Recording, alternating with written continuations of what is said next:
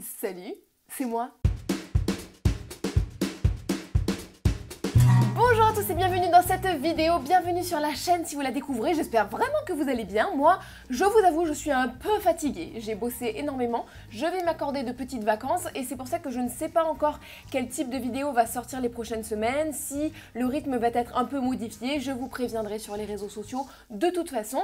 Et aujourd'hui, du coup, après avoir travaillé comme ça, je me suis dit que j'avais envie de faire un concept que j'aime énormément tourner et je crois savoir que vous l'aimez plutôt aussi. Alors c'est parti tout de suite pour une édition de mes réactions aux pires critiques spéciale saga. Il y a plusieurs sagas assez célèbres au cinéma, mais il y en a deux qui parlent à mon cœur, qui m'ont marqué et que je n'ai jamais vraiment réussi à départager puisqu'elles sont arrivées exactement au même moment dans ma vie. Elles ont bercé mon cœur d'enfant, elles ont bercé mon âme de préadolescente et mes nuits de future petite geek en mal de lien social. Vous l'avez deviné, bien sûr, il s'agit du Seigneur des Anneaux et d'Harry Potter. Alors attention, dans cette vidéo, on ne parlera normalement que du premier film. Si jamais ça vous plaît, n'hésitez pas à le dire en commentaire et je traiterai la suite des films en vidéo. Mettez-moi en commentaire un petit emoji qui n'a rien à voir, par exemple l'emoji crevette. Voilà. Attaquons tout de suite et de manière complètement arbitraire avec Harry Potter. Cette saga m'a complètement marquée, je l'ai déjà dit sur la chaîne, puisque lorsqu'elle est sortie, j'avais l'âge quasiment pile poil des protagonistes. Je crois que j'étais un poil plus jeune, mais du coup, j'ai grandi avec eux et en plus ça a duré quasiment une dizaine d'années. Donc vraiment, j'ai évolué avec ces films, avec ces personnages. J'attendais les films avec une impatience folle. J'attendais aussi la sortie des livres que je guettais. Je me rappelle, mes parents me les achetaient et je me les lisais dans les 2 nuits suivant la sortie. J'avais fini les bouquins, j'étais vraiment à fond. Donc vraiment, j'ai grandi avec ce truc-là, donc ça m'a marqué d'une façon tout à fait particulière. C'est parti pour les critiques. Dame Laurence nous dit « Harry Potter, j'ai commencé très jeune à les lire, attendu longtemps, puis c'est devenu un succès et on a décidé d'en faire des films. » Alors là, attention. Attention parce que je le repère, là, on a le syndrome du « je connaissais avant que ce soit connu, ok ?» Et quand on a ça, en général, il y a 90% de chances pour que ce soit suivi par des conneries. Alors on regarde. La catastrophe. Le personnage central est censé être petit, les cheveux indomptablement emmêlés, les yeux verts émeraude. Bon, les réalisateurs ont tenu compte du petit. Chouette. Là, il y a un souci. Je ne sais pas si vous serez d'accord avec moi, mais dans le principe du adaptation des livres en film, tous ceux qui ont déjà lu les livres se sont déjà fait leur image mentale assez précise du personnage. Et selon moi, à part s'il y a des choses qui sont importantes dans l'intrigue, le reste, on s'en balèque. Par exemple, pour ce qui s'agit d'Harry Potter et de ses yeux vert émeraude, on s'en bat les couilles dans l'histoire que ses yeux soient vert émeraude ou vert mentalo. Ce qui est important, c'est qu'il ait les mêmes yeux que sa mère. Tant que ça, c'est respecté. Le reste, est-ce qu'on s'en tamponne pas un peu le coquillard? Non, mais je pose la question. Donnez-moi votre avis, c'est une question ouverte. Soyez polis, sinon ça dégage. Même chose pour tous les personnages et pour tous les faits. Combien ont coûté ces films? Ne pouvaient-ils pas prévoir dans leur budget des lentilles vertes? Surtout quand ils font des gros plans? Eh oui, mais justement Jacqueline, justement, tu te trompes. Les lentilles de contact, surtout pour un personnage qu'on voit autant, ça a tendance à se voir à l'écran. Surtout quand il y a des gros plans. Alors si c'est pas nécessaire d'imposer à un enfant de 11 ans de porter des lentilles toute la journée, bon, on décide qu'on s'en fout. Ne parlons même pas des effets spéciaux, le loup-garou était une blague. Bref, une terrible déception. Je suis pas d'accord pour les effets spéciaux, je pense qu'ils ont, pour certains, peut-être un petit peu vieilli. Par contre, je suis d'accord sur le loup-garou qui n'était pas au max. Le Lobo nous dit un calvaire de niaiserie, carrément. 2 heures de youpi tralala et de braillement sur fond musical tsoin tsoin patapoum. Ils me font délirer, j'adore faire ces vidéos, les humains sont incroyables. C'est avec consternation que j'aperçois une majorité d'adultes sans enfants faire la queue à chaque nouvel opus. Coupable. Quel âge ont donc les chroniqueurs ayant mis des 3 ou 4 étoiles à ces récréations débilitantes? Ah oui, ça y va là, hein. Jean-Pierre, c'est une des sagas cinématographiques les plus rentables de l'histoire du cinéma. Calme ton cœur et peut-être dis-toi que juste c'est pas à ton goût, c'est pas débilitant pour autant. Là, je suis pas d'accord. Les adultes de notre époque manquent-ils à ce point de maturité? Il faut grandir un peu. Eh oh!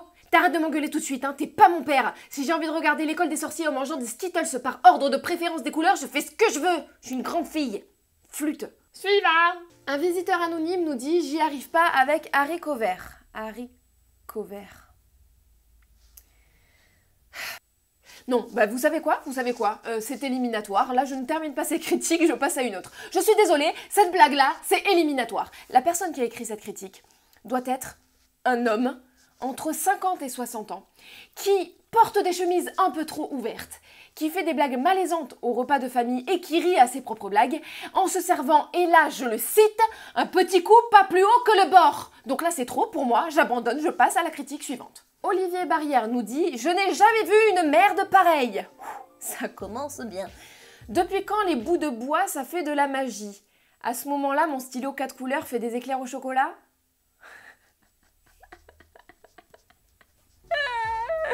Putain, mais vous êtes des génies, merci. Oh, j'adore ces vidéos, j'adore tourner ces vidéos. Olivier, enfin, chérie, si tu regardes un film sur la magie et que tu n'intègres pas le principe quand même assez connu et assez vieux de baguette magique, on n'est pas rendu, hein? Un scénario sûrement écrit sous l'effet de stupéfiants du genre poudre lunaire. Ouah frérot, mais personne n'a tes refs. C'est une critique écrite sous poudre lunaire. Des acteurs jouant tellement mal qu'on se demande s'ils ne sortent pas d'un institut pour handicapés. Et c'est le dérapage, c'est l'erreur fatale. Tu finis sur une tentative ratée de blague qui insulte les handicapés et... Désolé Olivier, c'est une élimination, tu ne seras pas rappelé. Il nous a fait une texte. Bouh. Bon, passons au Seigneur des Anneaux. Je pense vraiment qu'on approfondira le sujet un jour, mais maman, cette saga, qu'elle est bien!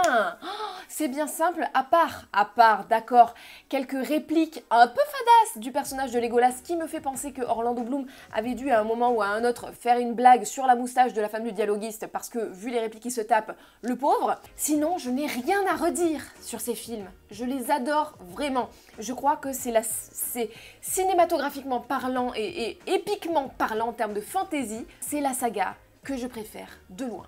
Alors attaquons les critiques du Seigneur des Anneaux, je vous préviens, je peux potentiellement être violente. Max Caddy nous dit « C'est long, mais c'est long, plus de 3 heures de film pour voir 9 mecs habillés bizarrement se rendre dans un endroit encore plus chelou pour brûler un anneau. » Alors oui, c'est sûr que si tu résumes le truc comme ça, ça donne pas des masses envie. On dirait, vous savez, les trucs sur Facebook qui vous demandent de résumer mal un film. Et oui, ils ont un peu des habits qui sortent de l'ordinaire, mais c'est un peu comme notre pote tout à l'heure avec la baguette magique. Là, si t'intègres pas que t'es dans un monde de fantasy, bon bah tu vas pas t'en sortir, hein, parce que quand tu vas avoir le look des pieds des hobbits, il y a moyen d'être déstabilisé quand même. Pourquoi ne pas jeter tout simplement l'anneau dans l'océan? Bah oui. Bande de connards, pourquoi vous l'avez pas mis à la poubelle? Mais non, mais Max, c'est beaucoup plus compliqué que ça, enfin tu devrais le savoir si t'as vu le film. L'anneau doit être détruit pile poil à l'endroit où il a été forgé, ils le disent. Et d'ailleurs, Gimli, le nain, a voulu faire le cake devant tout le monde, il a voulu l'éclater avec sa hache, et qu'est-ce qui s'est passé? Bim, coup de hache, et l'archouma devant tout le monde, parce qu'il n'a rien éclaté d'autre que sa hache. C'est ça que tu veux, Max, l'humiliation publique? Le concombre moisi. Le concombre moisi donc nous dit « Bien, soyons précis, cette critique vaut pour la trilogie. Nous voilà prévenus. » Soyons clairs, je n'étais pas allée les voir à l'époque de leur sortie car j'étais dans une grosse période de détresse et de fatigue nerveuse et je n'avais pas le courage ni l'envie de passer 3 heures dans une salle de ciné.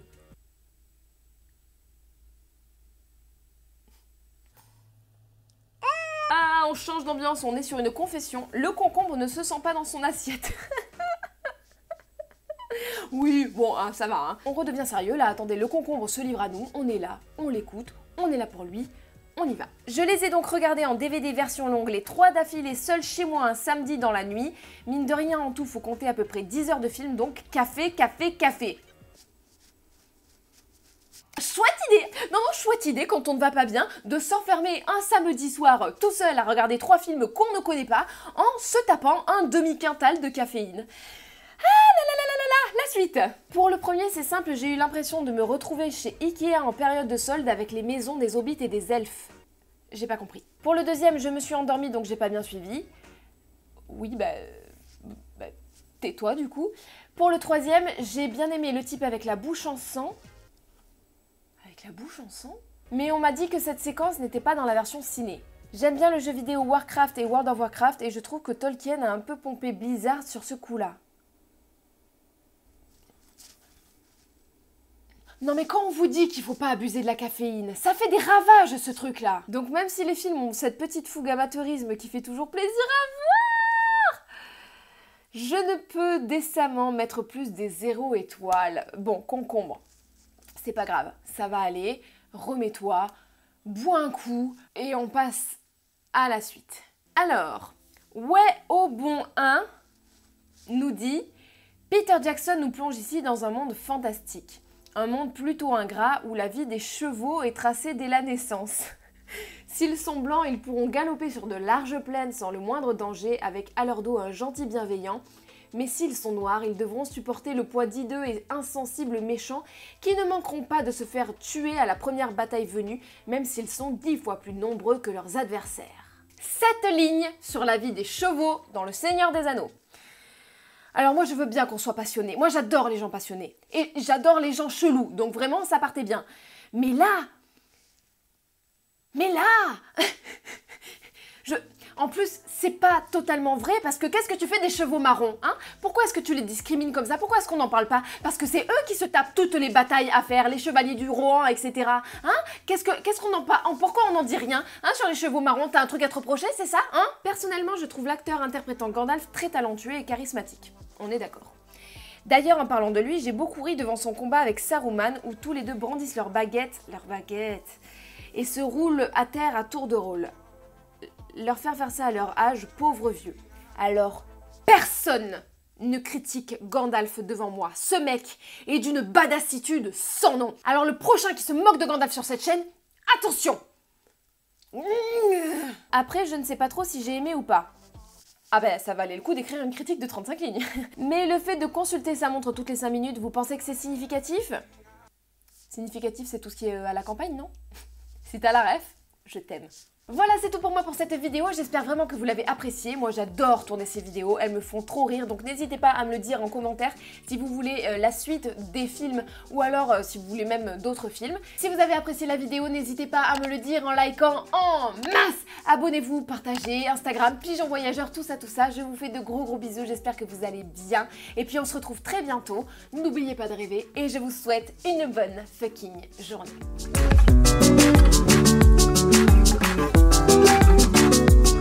Thank you.